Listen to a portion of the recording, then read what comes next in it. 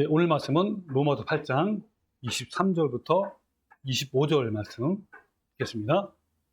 그뿐 아니라 또한 우리 곧 성령의 처음 익은 열매를 받은 우리까지도 속으로 탄식하여 양자될 것 곧 우리의 몸의 속량을 기다리느니라.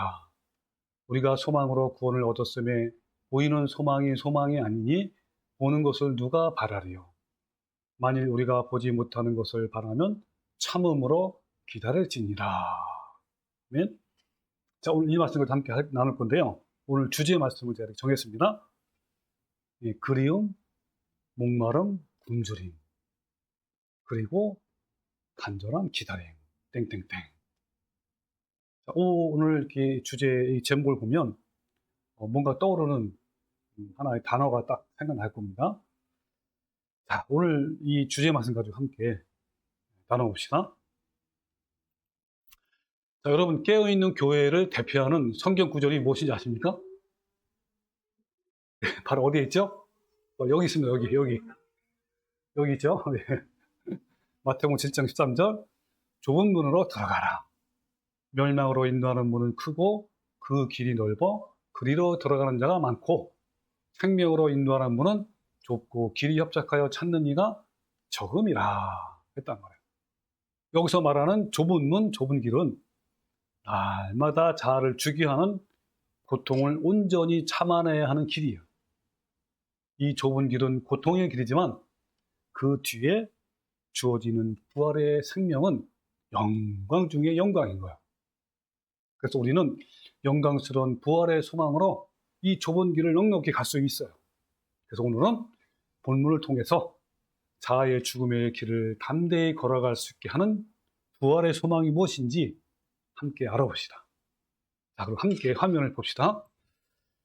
자, 오늘 본문 말씀인데요. 그뿐 아니라 또한 우리는 하나님의 자녀죠. 우리 곧 성령의 처음 익은 열매가 바로 예수 그리스도의 부활이에요. 근데 부활이 있으려면 바로 뭐가 있어야 되죠? 그죠? 십자가의 고난, 죽음이 있단 말이에요. 그래서 열매란 말이에요. 예수님께서도 내가 하나님의 미달이 되어서 떨어져서 땅에 죽어야 열매를 맺는다 하는 것처럼 그걸 말하는 거죠. 그리스도의 고난과 부활, 예수님 말하는 거죠. 그래서 처음 익은 열매를 받은, 즉 소유하고 있는 우리까지도, 그러니까 예수님처럼 우리도 그런 거죠, 그죠? 예수님이 처음 익은 열매지만 우리는 어떤 열매요? 예수님 다음에 익어가는 열매를 말하는 거예요. 그러니까 우리도 뭐가 있어야 돼요? 고난이 있죠, 고난. 고난이 있고, 그 고난이 바로 어떤 고난이냐면 자아가 죽어야 하는 고난이 말하는 거예요. 그리고 반드시 그 위에 뭐가 있어요? 우리 몸에 부활이 있단 말이에요. 자, 그럼 우리까지도 속으로 탄식하여 양자될 것 곧 우리의 몸의 속량, 즉 몸의 부활, 영광스러운 휴거를 말하는 거죠. 그걸 기다린다라고 한 거예요. 그 기다린다는 헬라어로 아페쿠 데쿠나이. 이것은 아포 그 다음에 데쿠나이를 합성한 거예요. 예, 아포는 멀리서, 데쿠나이는 환영한다라는 의미예요. 따라서 앞에 그 데쿠나이는 뭘 말합니까? 멀리서 발끝을 곤두세우고, 그죠? 머리를 내밀어 쳐다보는 것을 말해요. 그러니까 뭘 말하냐면 간절한 기다림과 기대감을 표현하는 말이에요. 자, 그래서 이거를 해석하면 이런 거죠. 우리 지난 시간에 자세히 했지만 간단히 얘기하면 예수님이 십자가의 죽으심으로 처음 열매, 즉 부활의 영광이 되신 것처럼 우리도 내적 자아가 죽는 고통을 통해서 그 다음 열매, 즉 몸의 부활의 영광이죠. 이것이 되어야 하는 거예요. 따라서 피조물들이 그렇게 하나님의 아들들이 나타나기를 기다린 것처럼 우리도 몸의 부활, 예수님의 재림, 휴거 이런 거죠. 이것을 간절히 기다린다는 거예요. 이 천국 길을 걷는 자들은 이 땅에서 자아의 죽음에 대한 고통이 있어요. 그렇지만 그 뒤에 올 부활의 영광을 간절히 기다리면서 살고 있는 거예요. 왜냐하면 몸의 속량, 즉 부활이 되는 그날에는 죄의 문제가 완전히 해결되고 정말 사망과 죄에서 자유함을 얻기 때문에 그런 거예요. 따라서 부활에 대한 소망을 가진 자들은 그 소망으로 구원을 받는 거예요. 그래서 오늘 본문 말씀에 24절에 뭐라냐면 우리가 소망으로 구원을 얻었다 그랬단 말이에요. 이 소망은 어떤 소망이냐면 바로 부활의 소망이에요. 그러면서 보이는 소망이 소망이 아니니 보는 것을 누가 바라리요? 만일 우리가 보지 못하는 것을 바라면 참음으로 기다릴지니라 했단 말이에요. 여기서 우리가 소망으로 구원을 얻었음에에서 얻었다가 바로 영어 성경에는 we were saved, 바로 과거형이에요. 또 헬라 원문도 과거형이에요. 여러분, 구원에 관련돼서 과거형이 있어 없어요? 없어요, 그죠? 굉장히 드물어요, 그죠? 근데 구원에 대한 시제는요, 거의 대다수가 현재 완료형이거나 미래형이거나 현재형이거나 진행형 이렇단 말이에요. 그러니까 구원에 대해서는 과거형이 없지만 여기서는 우리가 소망으로 구원을 얻었다라고 과거형으로 나와요. 자, 왜 그렇죠? 자, 여기는 뭐가 있냐면 이 과거형 앞에는 소망이라는 단어가 있기 때문에 현재적 관점에서는 과거가 아니라 미래적 관점에서는, 즉 몸의 부활이 이루어진 시점에서는 과거형이란 말이에요. 그렇기 때문에 여전히 현재적 관점에서는 미래형이 되는 거예요. 무슨 말이냐면, 자, 앞으로 몸의 구속, 몸의 부활이 이루어지는 그날에 오면 우리는 이렇게 고백할 거란 말이에요. 그때 가서 우리가 소망으로 구원을 얻었다라고 과거형으로 고백할 것이란 말이에요. 따라서 우리가 소망으로 구원을 얻었다라는 표현은 미래적 관점에서 볼 때 과거에 일어난 일이기 때문에 과거형으로 비룩한 거예요. 그래서 내적 죽음의 길을 걷는 자들은 항상 이 소망을 가지고 있어요. 미래에 일어날 부활의 소망 때문에 현재의 고난, 외적인 고난과 포함해서 자아의 죽음에 대한 고통을 기꺼이 선택할 수 있게 되는 거예요. 여러분은 어떠신가요? 주님을 닮아가기 위해서 기꺼이 자아가 죽는 삶을 사는 자는 부활의 소망을 간절히 기다려요. 또 반대로 부활의 소망을 간절히 기다리는 자는 어떻게 하냐? 주님을 닮아가기 위해서 어떻게 해요? 기꺼이 자아가 죽는 삶을 사는 거예요. 이걸 뭐라 하냐면 수학적인 용어로 필요 충분 조건이라고 해요. 이 부활의 소망 때문에 오늘도 고통스러운 자아의 죽음을 선택하는 거예요. 그래서 나중에 우리 몸이 부활했을 때 우리가 부활의 소망 때문에 구원을 얻었다라고 고백을 하게 될 거란 말이에요. 예, 바로 그렇습니다. 우리는 이 땅에서의 삶이 매우 고통스럽지만 부활의 소망으로 현재의 고난을 참고 이겨내는 거예요. 날마다 자아를 죽이는 삶을 살아가는 거예요.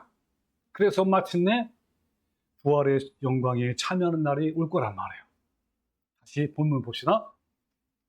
자, 이거 보면 본문 24절에서 우리가 소망으로 구원을 얻었음에 보이는 소망은 소망이 아니니 보는 것을 누가 바라리요. 만일 우리가 보지 못하는 것을 바라면 참음으로 기다릴지니라 라고 말씀했는데, 여기 보이는 소망이 뭐냐면 이 땅에 있는 소망이에요. 이런 것들이죠. 부귀라, 명예, 성공, 세상적인 축복 등등, 이런 것들이 바로 보이는 소망이란 말이에요. 여러분, 우리의 소망은요, 이런 소망이 아닌 거예요. 잠깐 그죠? 있다가 없어질 그런 것이 아니란 말이에요. 여러분, 아무리 화려한 꽃도 어떻죠? 조금만 지나면 그 화려한 영광이 싸그리 없어져요. 그런 영광이 아니라 미래에 일어날 부활의 영광인 거예요. 여기서 참음으로 참다. 이게 헬라어로 시포모네. 시포는 뭐뭐의 아래, 그 다음에 메노, 모네 또는 뭡니까? 이거는 끝까지 머무르다. 이런 거예요. 그러니까 하나님이 우리 삶 속에서 허락하신 상황, 근데 그 상황이 어떤 상황이든지 상관없는 거예요. 고난이든 기쁨이든 행복이든 또 어떤 상황이든지 그 상황 아래서 끝까지 머물러 있는 것이 바로 참다. 인내를 말하는 거예요. 따라서 이 땅에 소망을 두지 않고 하늘에만 소망을 두고 사는 천국인들은 부활의 그날을 참음으로 기다린다라고 하는 거예요. 자기 천국인. 여러분, 천국인의 정체성이 뭐죠? 자, 제가 두 가지를 한번 정리해 봤어요. 이 천국인이라는 말이 어떤 사람들이냐면 부활의 영광을 소망하면서 기다리는 자예요. 그러니까 바로 이 땅에서 나그네의 삶을 사는 자란 말이에요. 두 번째로는요, 부활의 소망으로 말미암아 현재의 고난, 이것은 외적 고난도 포함이에요. 근데 더 큰 거는 뭐라고요? 바로 자아의 죽음, 이 고난이 더 큰 거란 말이에요. 이 현재의 고난을 참고 인내하는 자, 이 두 가지를 나타내는 사람을, 걷는 사람을 천국인이라고 부르는 거예요. 이 천국인은요, 결국 그 소망으로 구원을 얻게 되는 거예요. 자, 여러분, 내가 천국인인지 아닌지 분별하는 기준은요, 바로 이 두 가지로 할 수 있는 거예요. 여러분은 어떠시죠? 이 두 가지를 온전히 만족하고 있습니까? 그렇다면 여러분은 천국인이에요. 부활의 영광이 얼마나 크길래 그 소망을 기다리고 고대하면서 모든 고난을 참아낼 수 있을까요? 성경은 다음과 같이 말씀하고 있습니다. 한번 성경을 봅시다. 고전 15장 42절. 그 영광이 얼마나 큰지 이렇게 말씀하고, 자, 죽은 자의 부활도 그와 같으니 썩을 것으로 심고 썩지 아니할 것으로 다시 살아난다. 그렇죠? 그 다음에 욕된 것으로 심고 영광스러운 것으로 다시 살아난다. 그 다음에 강한 것으로 다시 살아난다. 그러면서 끝에 뭐라 그랬죠? 신령한 몸으로 다시 살아난다 했단 말이에요. 여러분, 이 얼마나 영광스럽습니까?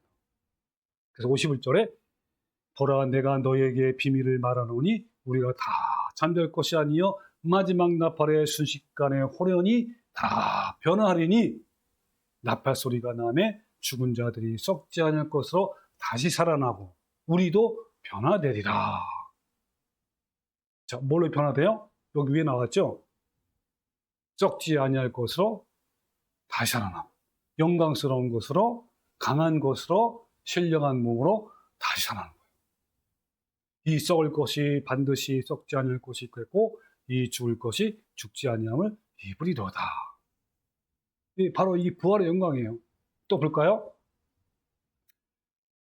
자, 데살로니가전서 4장 16절. 제가 제목을 영광의 그날이라고 했습니다. 주께서 호령과 천사장의 소리와 하나님의 나팔 소리로 친히 하늘로부터 강림하시니, 영광스러운 주님의 재림. 자, 그리고 그리스도 안에서 죽은 자들이 먼저 일어나고 그 후에 우리 살아남은 자들도 그들과 함께 구름 속으로 끌어올려, 바로 끌어올려가 하르파죠. 낚아채다. 그래서 휴거라, 휴거. 예. 공중에서 주를 영접하게 하시니 그리하여 우리가 항상 주와 함께 있으리라. 여러분, 얼마나 이 부활은요, 신비 중에 신비고요, 영광 중에 영광인 거예요. 여러분, 이 날을 여러분 소망하지 않습니까? 네, 바로 이 날을 소망하는 거예요. 그래서 오늘 불렀던 찬송가 168장 영광의 그날. 자, 5절에 보면 천사장 나팔이 울리는 그날, 하늘의 영광이 나타날 때 날 사랑하시는 참되신 친구, 날 영접하시러 오실 예수. 불영, 살아서 사랑, 죽어서 구원, 묻혀서 내 죄를 담당하사 부활로 우리를 구원하신 예수. 다시 오시리 영광의 그날, 그잖아요. 영광의 그날. 이 날이 여러분 우리에게 남아있단 말이에요. 이 소망이 우리에게 남아있는 거예요. 네. 자, 믿음의 선배들이요, 이 날을 영광의 날이라고 여기면서 손꼽아 기다렸어요. 바울은 뭐라냐면요, 디모데후서 4장 7절에 나는 선한 싸움을 싸우고 나의 달려갈 길을 마치고 믿음을 지켰으니 이제 후로는 나를 위하여 의의 면류관이 예비되었다 그랬어요. 주님께서 그날에 내가 주실 것이다 했단 말이에요. 네. 근데 바울뿐만 아니라 누구도 주신다고요? 예, 주의 나타나심이 뭡니까? 주님의 재림, 우리의 몸에 부활되는 그거죠. 주님의 재림을 사모하는 모든 자에게다. 여러분, 아무에게나 나타내는 게 아니에요. 주님의 재림을 사모하는 자에게 주시는 거예요. 자, 또 베드로는 뭐라냐면 베드로전서 5장 1절에 너희 중 장로들에게 권하노니 나는 함께 장로된 자여. 첫 번째. 두 번째는 그리스도의 고난의 증인이여 자기를 소개하는 거야. 세 번째는 뭘로 소개되면 나타날 영광에 참여할 자니라 했단 말이에요. 자기도 당당히 나타날 영광, 그 부활의 영광에 참여할 자다라고 자기가 소개하는 거예요. 3절 맡은 자들에게 주장하는 자세를 하지 말고 양 무리의 본이 되라. 그리하면 어떻게 하는 거예요? 목자장이 나타나실 때, 바로 주님이 재림하실 때 시들지 아니하는 영광의 관을 얻으리라 했단 말이에요. 영생을 주신단 말이에요. 자, 또 베드로전서 1장 6절에 그러므로 우리가 이제 여러 가지 시험으로 말미암아 잠깐 근심하게 되지 않을 수 없으나 오히려 크게 기뻐하는도다. 왜 기뻐합니까? 네, 바로 첫 번째는 뭐예요? 우리의 믿음이요, 점점점 불로 연단하는 것처럼 성숙해져요. 그죠? 금보다도 더 성숙하단 말이에요. 그래서 어때요? 예수 그리스도께서 나타나실 때, 재림하실 때 칭찬과 영광과 존귀를 얻게 하려니라 했단 말이에요. 여러분, 이 날을 이렇게 한번 상상해 보세요. 기대해 보십시오. 주님이 재림하실 때 그 영광을 상상하면요, 그때 우리에게요 칭찬과 영광과 존귀를 얻게 하는 거예요. 여러분, 우리에게도 동일하게 이런 영광의 소망이 있는 거예요. 우리도 믿음의 선배들처럼 자아가 죽어야만 하는 고통이 따르지만 이 날을 애타게 기다리며 사모해야 하는 거예요. 자, 이번에는요, 영광의 그날을 애타게 사모하신 한국의 믿음의 선배님 한 분을 소개하는 거예요. 제가 가장 존경하신 분, 존경하는 목사님. 우린 한국뿐 아니라 전 세계를 통틀어서 제가 가장 존경하는 목사님, 바로 손영환 목사님이시죠. 이분은요, 1948년 여순 사건, 이걸 이제 여순 순천 반란 사건이라고 하죠.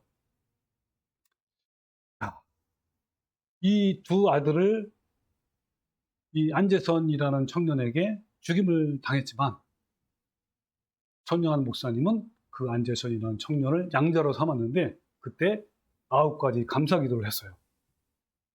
이 손영환 목사님은 1940년 신사참배를 거부하다 여수 경찰서에 구금되었으며 6.25 또 전쟁 때는 북한군에 의해서 총살되어 순교하셨단 말이에요. 제가요 간단하게 소개했지만요, 그분의 일대기를 보면요, 정말 그분의 삶은요 온전히 나그네와 천국인의 삶을 사셨던 분이에요.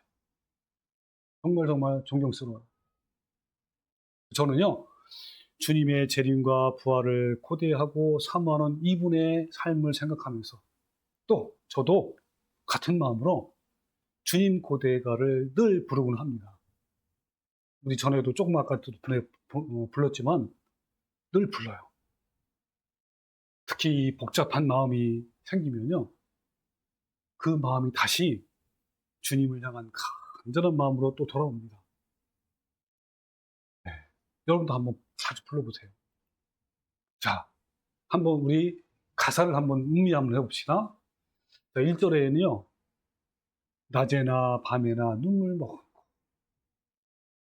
1절부터 너무너무 간절하고 애타고 그 목사님의 마음을 또 생각하면서 또 나의 마음도 돌아보면서 낮에나 밤에나 눈물 머금고 내 주님 오시기만 고대합니다. 가실 때에 다시 모아하신 예수님, 오 주여 언제나 오시랍니다. 그리고 제가 제일 좋아하는 구절이 2절이에요. 2절. 고적하고 쓸쓸한 빈 들판에서. 여러분, 고적하고 쓸쓸한 빈 들판 같은 삶이 얼마나 많습니까? 정말 적막하고 정말 힘들고 때로는 정말 연약한 가운데 놓일 때가 많잖아요. 그 바로 상황이 이런 상태예요. 그러면서 희미한 등불만 밝혀놓고 오실 줄만 고대하고 기다려오니 오 주여 언제나 오시옵니까? 여러분, 그런 마음 가지고 내 마음 가지고 또는 그 목사님의 그 상황을 생각하면서 또 주님을 바라보면서 여러 가지 마음을 생각하면서 이 찬송을 부르면요, 얼마나 간절한지. 3절, 먼 하늘 이상한 구름만 떠도 행여나 내 주님 오시는가 해. 그렇잖아요. 전쟁만, 중동 전쟁만 일어나도, 그리고 경제적으로 무슨 일만 일어나도, 이게 바로 먼 하늘 이상한 구름만 뜨는 거예요. 또 자연재해가 일어나도 행여나 내 주님 오시는가 해. 머리 들고 멀리 멀리 바라보는 마음. 아까 그랬죠? 발끝을 세우고 목을 쭉 내밀고 기다리는 간절한 마음. 그 얘기를 하는 거예요, 지금. 오 주님 언제나 오시렵니까? 내 주님 자비한 손 붙잡고 면류관 벗어들고 찬송을 부르면서 주님 계신 그곳에 가고 싶어요. 얼마나 어째요? 그곳에 가고 싶어요. 오 주여 언제나 오시렵니까? 신부되는 교회가 흰옷을 입고 기름 준비 다 해놓고 기다려오니 도적같이 다시 오마 하신 예수님, 오 주여 언제나 오시렵니까? 네. 여러분 어떠십니까? 이 손양한 목사님은 주님의 재림을 간절히 기다리며 그날을 준비하는 삶을 살았어요. 근데 오늘날 교회에서 이런 재림의 메시지가 사라진 지 오래되었어요. 오늘날 교회는 이 땅에서의 축복만을 구하고 이 땅에서 천년만년 살 것처럼 생각하고 또 그렇게 살아간단 말이에요. 저는요, 깊은 밤이나 새벽에 혼자서 또 조용하고 이 적막할 때 늘 주님의 고대가를 부르곤 했어요. 저는 주님의 고대가를 부를 때마다 가슴이 뭉클뭉클해지고 주님을 더 그리워하고 더 사모하게 되는 거예요. 또한 혹시 내가 이 세상의 염려와 세상 것들에 빠져서 주님과 거리가 멀어졌는지 내 자신을 돌아보는 시간이 되는 거예요. 여러분은 정말 주님이 오시기를 소망하고 고대하고 또 고대하십니까? 그 소망 때문에 현재의 고통을 참음으로 기다렸던 믿음의 선배들은요, 모두 이 땅에서 나그네의 삶을 사셨어요. 자, 함께 볼까요? 자, 히브리서 11장 13절에 이 사람들이 바로 누구죠? 바로 믿음의 선배들. 네, 그분들은요, 믿음을 따라 죽었단 말이에요. 그러면서 그것들을 멀리서 보고 환영하며, 그것들이 뭡니까? 바로 오늘 말하는 예수님의 재림이에요. 영광의 그 부활의 소망이란 말이에요. 그거를 멀리서 보고 환영하며 또 땅에서는 외국인과 나그네임을 증언하였다. 그런 삶을 살았단 말이에요. 그들이 이제는 더 나은 본향을 사모하니 곧 하늘에 있는 것들이라.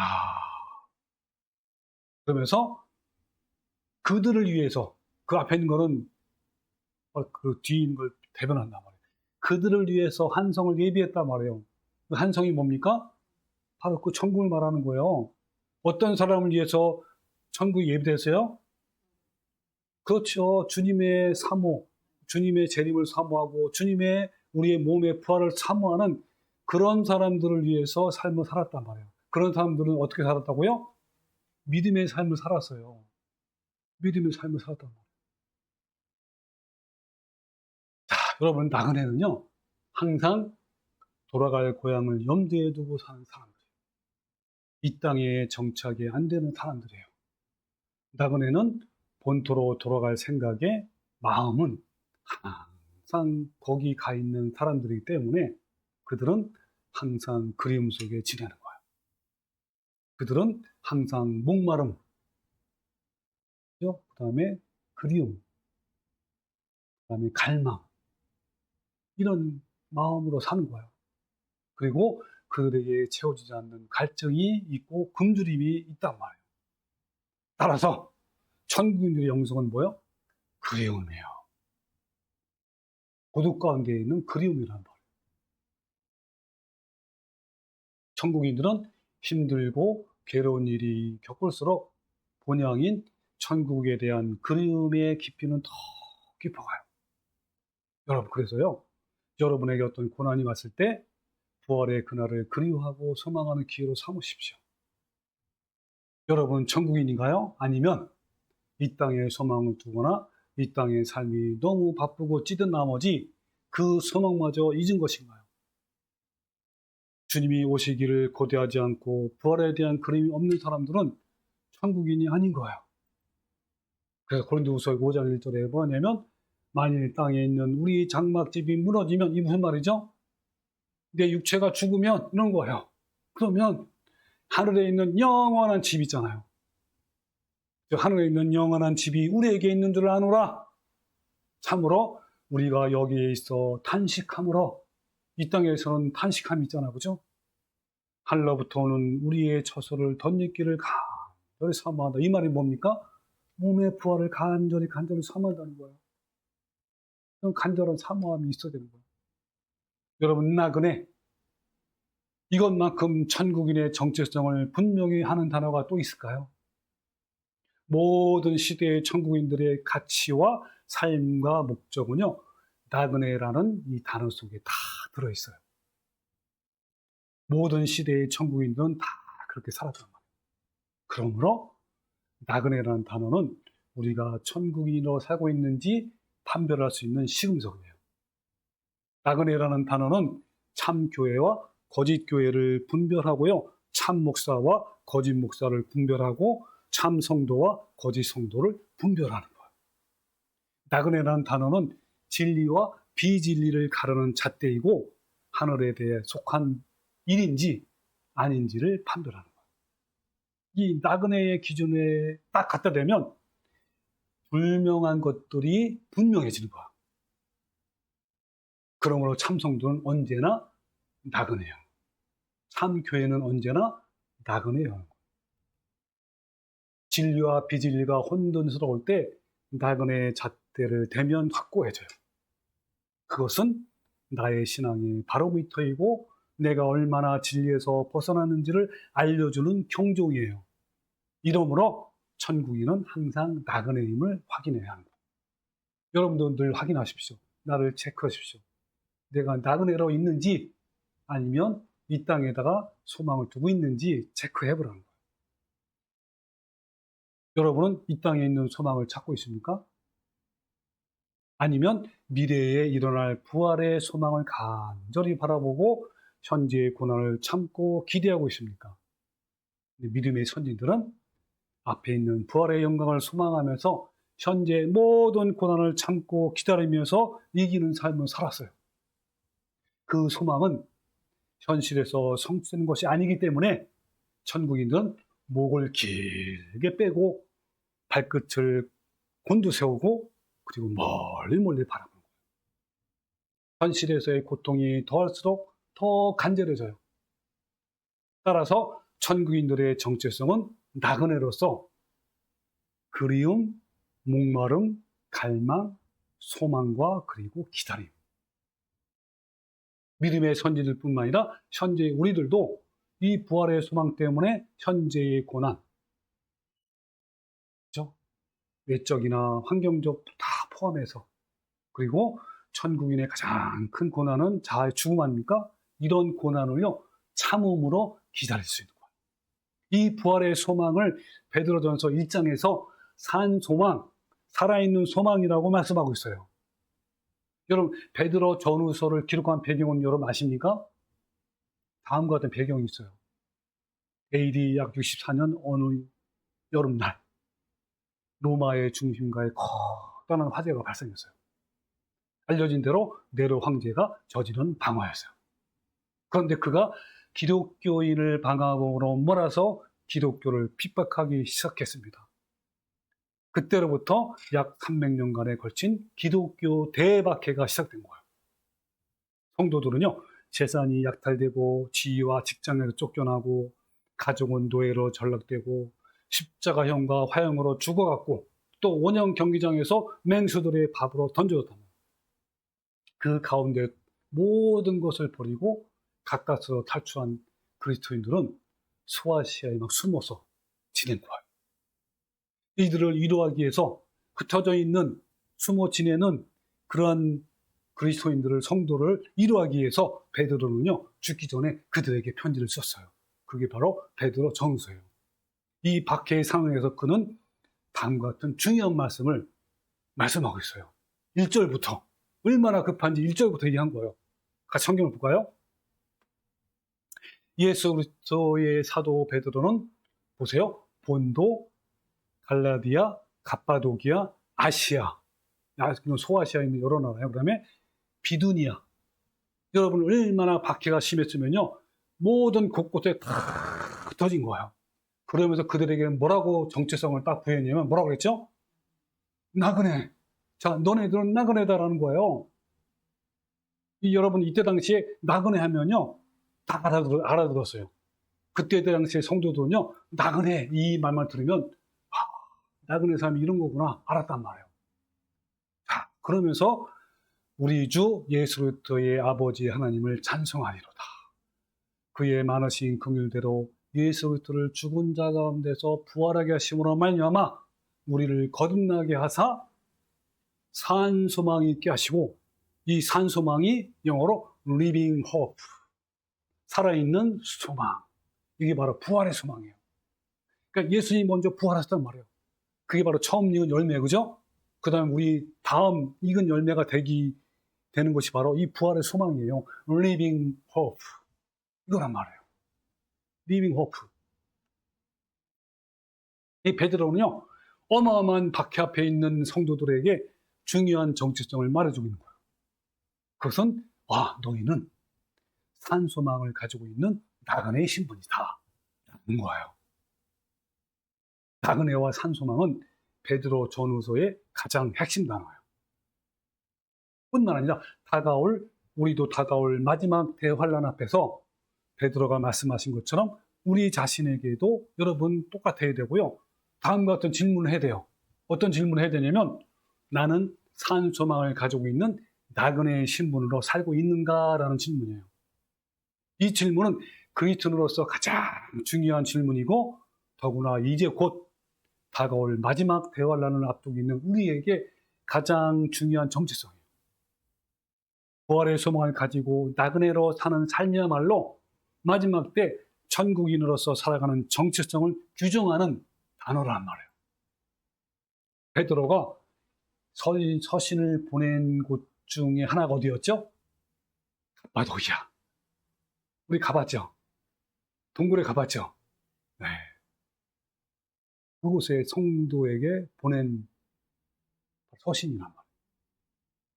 네로 황제의 박해를 피해서 피신한 곳 중에 한 곳이 소아시아 투르키에 있는 갑바도기예요. 이 갑바도기에 피신해온 성도들은요, 네로 황제의 박해가 그곳까지 막 미치자 이들은 땅을 밟 수 있는 도구가 변변치 않았어요. 그러니까 급기야는 사람의 맨손으로 파기도 했고요, 막대기로 막 파기도 했단 말이에요. 어디까지 파냐면 지하 20층까지. 우리 들어가 봤잖아. 피부가 막 터져가면서 타고 들어가가지고 막 숨어서 신앙을 지켰단 말이에요.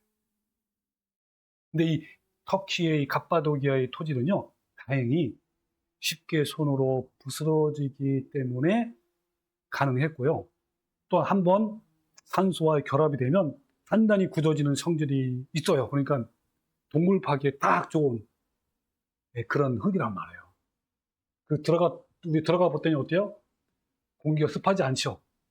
괜찮았단 말이에요. 여러분, 이 성도들은요, 햇빛 하나 들지 않는 곳에서 세상과 단절한 채 살아간 믿음의 조상들이에요. 세상적으로 말하자면 이들에게는 아무 소망도 없는 비참함만이 남아있단 말이에요.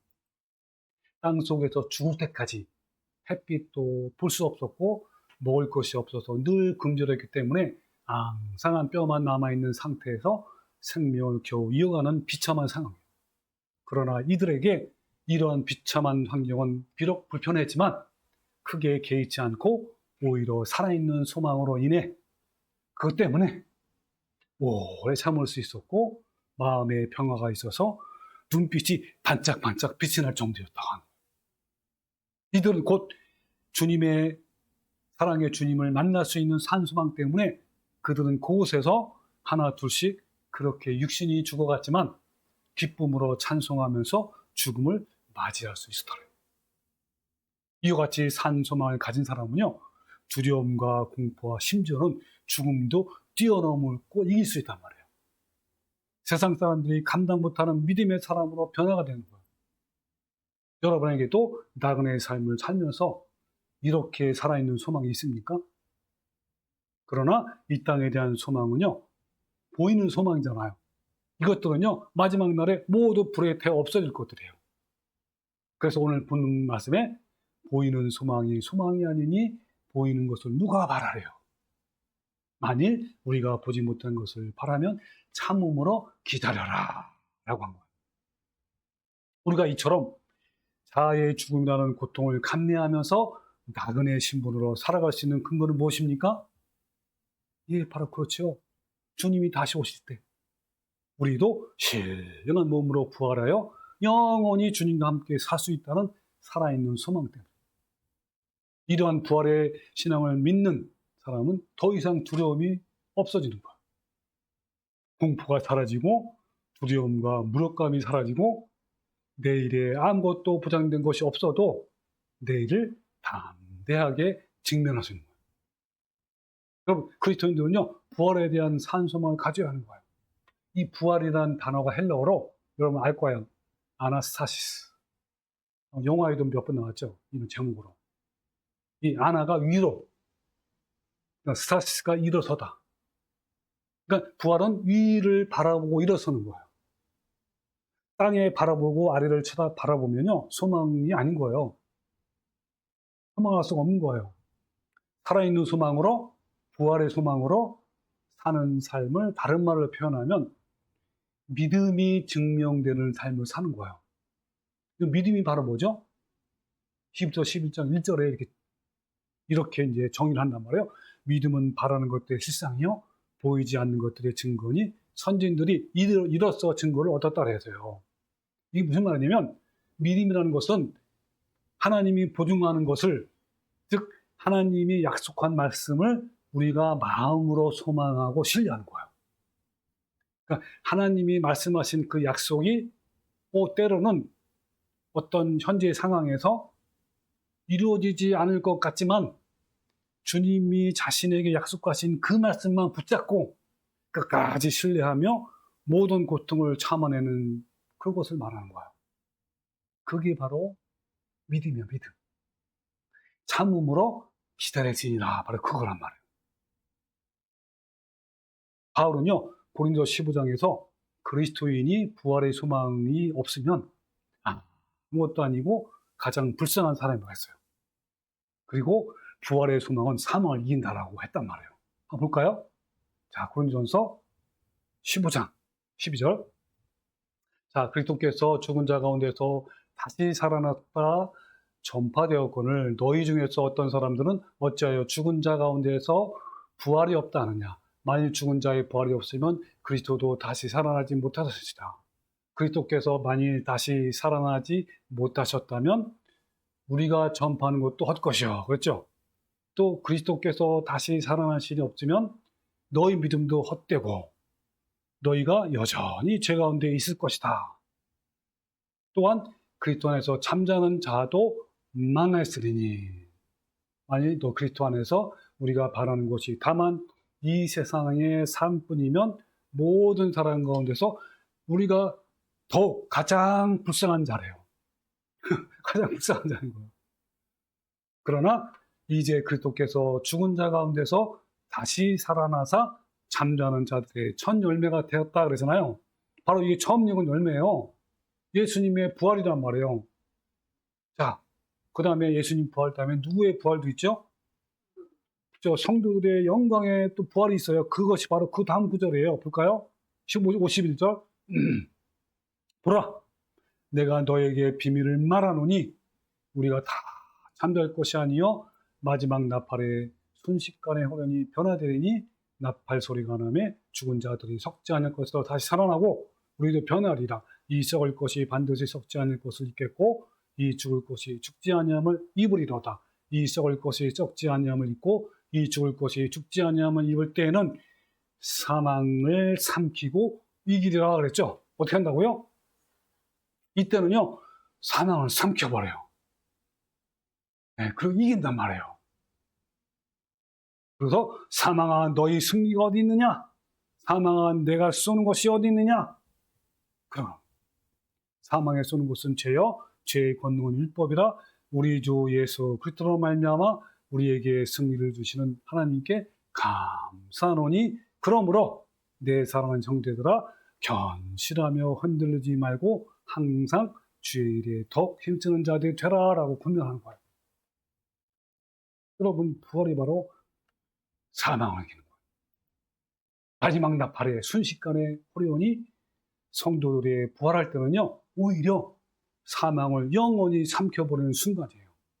끈짝내는 거야.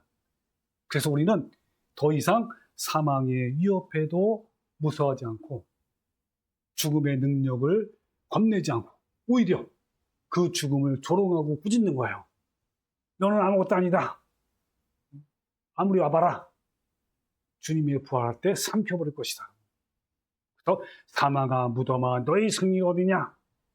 라고 당당하게 외칠 수 있는 거예요. 그래서 우리는 사망과 죽음과 어떤 두려움에도 해방되어 자유함을 누릴 수 있는 거야. 그때를 바라보면요. 지금도 누리는 거예요. 지금도. 그 소망을 바라보고 사는 사람은요. 지금도 사망과 죽음, 죄에서도 여러분 어때요? 두려움에서도 해방되는 거야. 자유하는 거야. 그래서 수많은 믿음의 선진들이 자아가 죽는 내적 고난과 외적인 위협과 사망 앞에서도 세상 사람들이 감당을 못하는 거예요. 그래서 11절, 11절 볼까요? 36절에 뭐라냐면 또 어떤 이들은 조롱과 채찍뿐만 아니라 결박과 옥에 갇히는 시련도 받았으며 돌로 치는 것과 톱으로 겨누는 것과 시험과 칼로 죽임을 당하고 양과 염소의 가죽을 입고 유리하여 궁핍과 환난과 학대를 받았으니 이런 사람들은 세상이 감당하지 못하느니라. 그들이 광야와 산과 동굴과 토굴에 유리하였다라고 이렇게 말한 거예요. 왜 그렇습니까? 뭐 때문에? 부활의 소망 때문에. 이 부활에 대한 살아있는 소망은요, 성도의 영혼을 확고하게 하는 뿌리가 돼요. 그것은요, 무덤 문이 열리고 모든 죽었던 성도들이 부활하여 영생을 얻고 다시는 죽음이 없는 곳으로 옮겨지는 그날의 승리를 소망하여 즐거워하는 거예요. 무덤에서 영원한 몸으로 부활하여 일어날 때 우리들은 당당하게 사망에 대하여 승리를 선언하는 거예요. 그때 우리는 뭐라고 선언할까요? 그때 우리는 뭐라고 고백할까요? 오늘 본문에서 한 것처럼 본문의 말씀을 빌어서 하면 우리는 소망으로 구원을 얻었다라고 이렇게 고백하는 거예요. 여러분도 이러한 부활의 소망, 즉 산소망이 있습니까?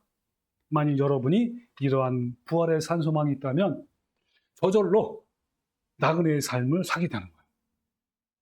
또한 어떤 고통이나 먹고 사는 문제나 인간 문제 있잖아요. 인간관계 문제, 육신의 질병도 있잖아. 이런 등등 이런 모든 문제로 불안하고 걱정하고 두려워하지 않게 되는 거야. 왜냐하면 부활의 소망은 죽음까지도 뛰어넘을 수 있기 때문인 거야. 우리 믿음의 조상들은 부활의 신앙으로 박해를 견뎌냈어요. 예수님부터 시작을 해서 예수님의 제자들도, 그리고 초대교회 성도들의 박해, 그리고 이어서 중세기 1000년 동안 박해, 그리고 현대시대에 일어나는 박해에도 이들이 신앙을 버리지 않고 꿋꿋하게 지킬 수 있었던 것은 부활의 신앙이기 때문인 거예요. 여러분도 이제 이 땅의 것들에 소망을 두지 말고, 그리고 먹고 사는 문제에 끌려다니지 말고 하나님이 열어주시는 대로 먹고 살면서 하나님만 바라보고 살아가는 거예요. 더 많은 돈을 벌기 위해서 욕심을 내지 마십시다. 마지막 환난 때 천국인들은 주위 사람들로부터 폭력주의자, 극단주의자, 미친 사람으로 취급하게 돼요. 지나가는 사람들과 또 내가 아는 사람들과 평소에 나를 싫어하는 사람들이 나를 향해서 침뱉을 것이고 조롱할 것이고 멸시하고 계란과 돌을 던질 거란 말이에요. 나의 재산을 모두 몰수할 것이고 나를 잡아서 수용소에 가두기도 하고 죽이는 데에 내어놓기도 할 거란 말이에요. 그때 우리는 부활의 산소망으로 날마다 자아를 죽이고 또 모든 유혹과 고난으로부터 이기는 삶을 살아야 하고 그리고 사망을 뛰어넘어야 하는 거예요. 우리는 지금부터 부활의 소망을 가지고 죄와 시험과 어려운 환경을 이기지 못하면, 즉 자아를 죽이지 못한다면 앞으로 닥쳐올 환난에 절대로 이기지 못하고 그때 하나님을 배신할 거예요. 그건 명백해요. 우리는 지금부터 앞으로 닥칠 환난과 고난과 두려움과 불안감 또 죽음과 사망을 부활의 소망으로 뛰어넘읍시다. 천국인들은 그 소망 때문에 오히려 더 굳건한 소망을 가지고 말씀을 신뢰하는 그 자리에서 벗어나지 않고 머물러 있게 되는 거예요. 이것은 전쟁이고 사투예요. 그러나 이 전쟁을 우리 홀로 치르도록 하나님은 방임하지 않으셔요. 어떻게 한다고요? 바로 보혜사이신 성령님께서 우리와 함께 하셔요. 다음 시간에 이 부분에 대해서 자세히 알아볼 거예요. 아마 다음 시간은 더 힘을 낼 거예요. 다시 한번 제가 본문을 읽어볼게요. 우리가 소망으로 구원을 얻었으며 보이는 소망이 소망이 아니니 보이는 것을 누가 바라리요. 만일 우리가 보지 못한 것을 바라면 참음으로 기다릴지니라. 여러분, 우리 모두 현재 당하는 고난과 자아를 죽이는 고통을 부활의 소망으로 넉넉히 이겨서 마침내 부활의 영광에 참여하는 성도가 되시기를 주님의 이름으로 축원합니다. 아멘.